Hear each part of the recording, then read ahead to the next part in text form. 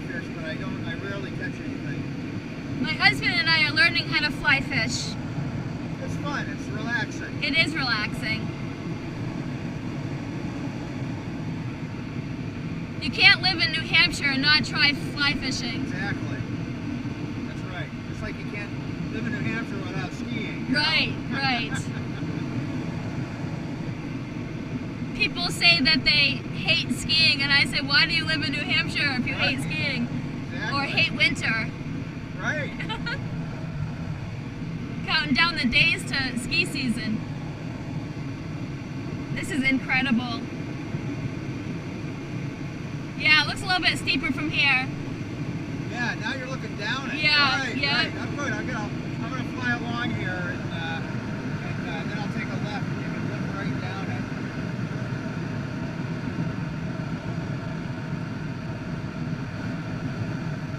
Okay, here you go. There you go.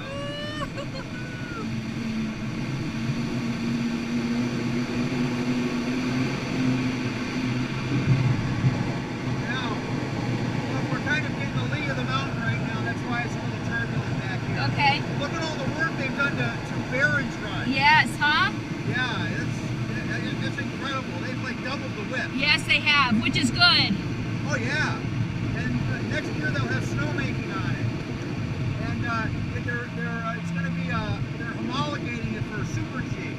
And they're going to have some U.S. ski team training here. Good. Yeah, that's going to be a lot better to have some snowmaking on it. Oh yeah, absolutely.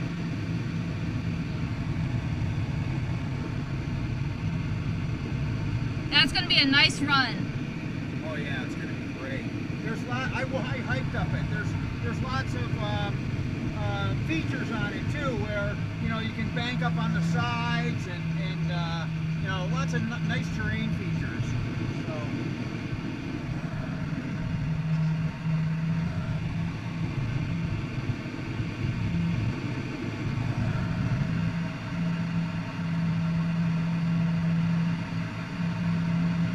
I try to get up about 3 times a week, but Mount Sunapee is really close to my house. It's only an hour away, so I usually go there. Sure. And we like it here. After a nice big snowstorm, we love it here. Yeah. And then Bretton Woods and Loon Mountain too. When it's not too busy, Loon can get pretty packed. Oh yeah. Yeah, Loon can be, it's fallen off the last couple of years, but Loon can be very busy. Yeah. So when you ski, do you use a sit ski? No, I don't.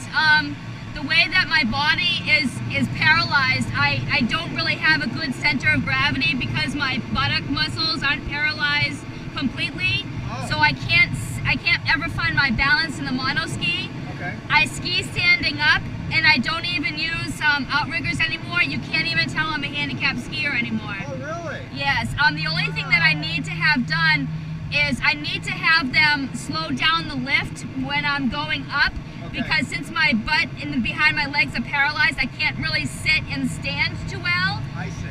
So sometimes they give me a hard time because since you can't tell that I'm a handicapped skier, Right. they'll say, oh, you're skiing this terrain, why are we going to slow down the lift for you? And I say, Right. well, I'm a handicapped skier and please slow down the lift. I know I'm a good skier, but I really don't, I'm not a good, chairlift. Load the lift. I can't load the lift too well, you know? Right. So I've had many words with ski lift operators, but I'm sure you have. but once they get to know me, they know who I am, and they give me less of a hard time. Right.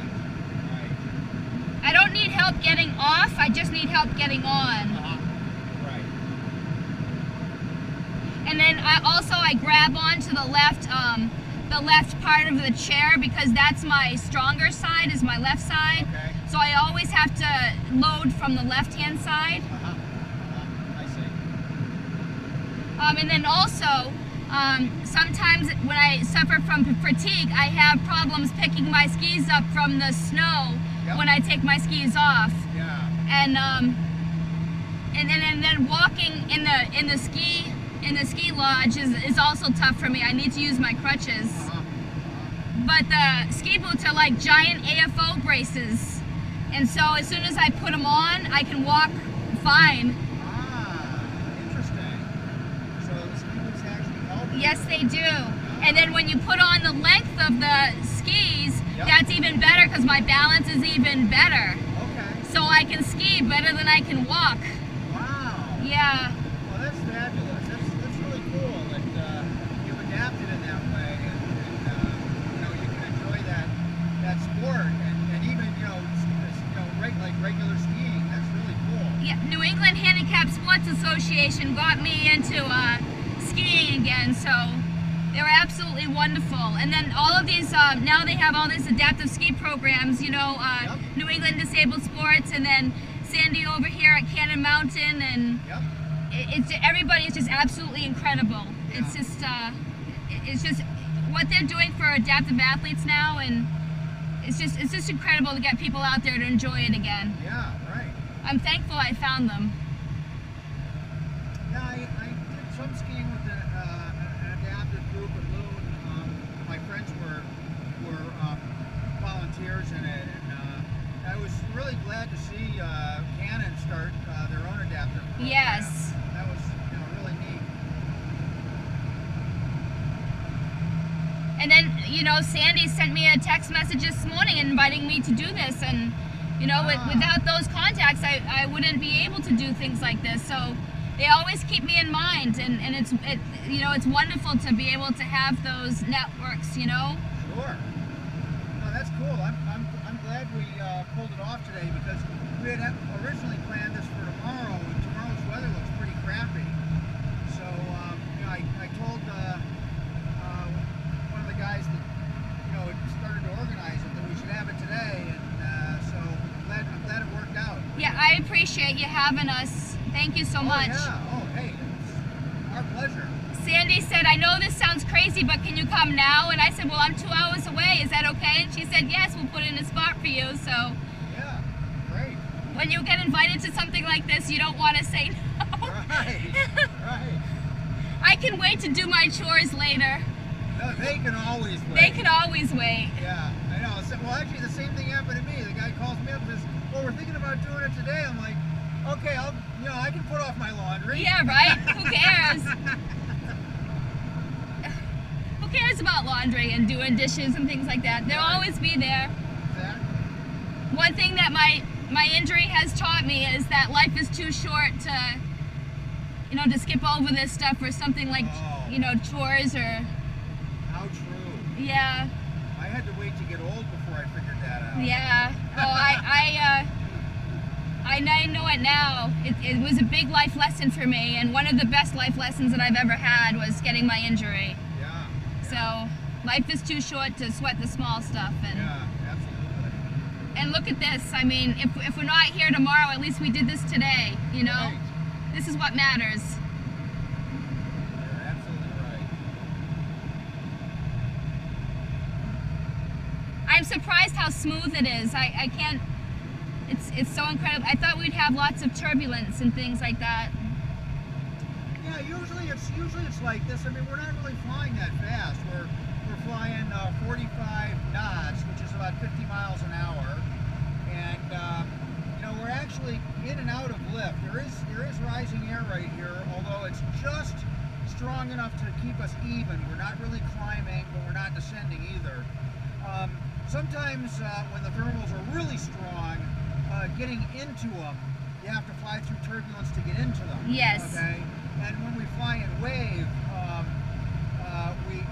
it can be turbulent getting into the wave, but in it gets perfectly smooth. So it's wherever the air is mixing is where you're going to find turbulence, but when you get into solid lift or solid sink, it's usually pretty smooth. Oh, we're climbing now. We're going up at 100, 200 feet a minute. So we're in a little thermal right now. I'm hanging out in this spot because we got 500 feet left before we have to land, and so I'm just kind of hanging out here trying to lose altitude, but as long as we can climb, we'll take advantage of it. Oh, great. I don't mind at all.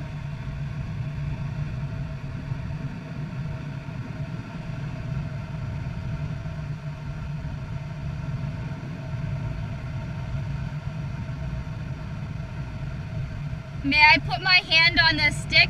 Oh, sure. I won't do anything. Absolutely. I just want to see how you're doing. Yeah. Yeah, no problem.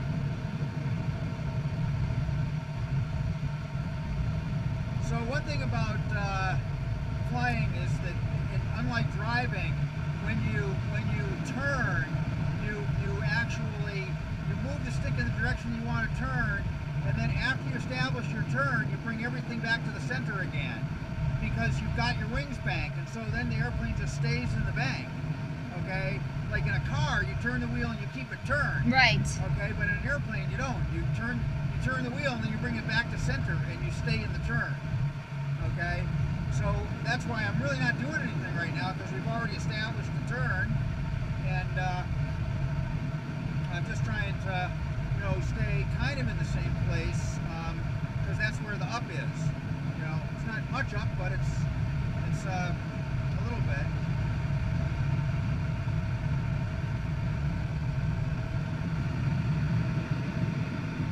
And the other thing is that when you go to turn, in airplanes you need to use rudders too, because as the wing starts to lift, it creates drag and it wants to swing outside the turn, and so you use rudder in order to bring the wing into the turn the way you're banking, and it's called adverse yaw. So you use the rudder to counteract adverse yaw. So whenever I move the stick,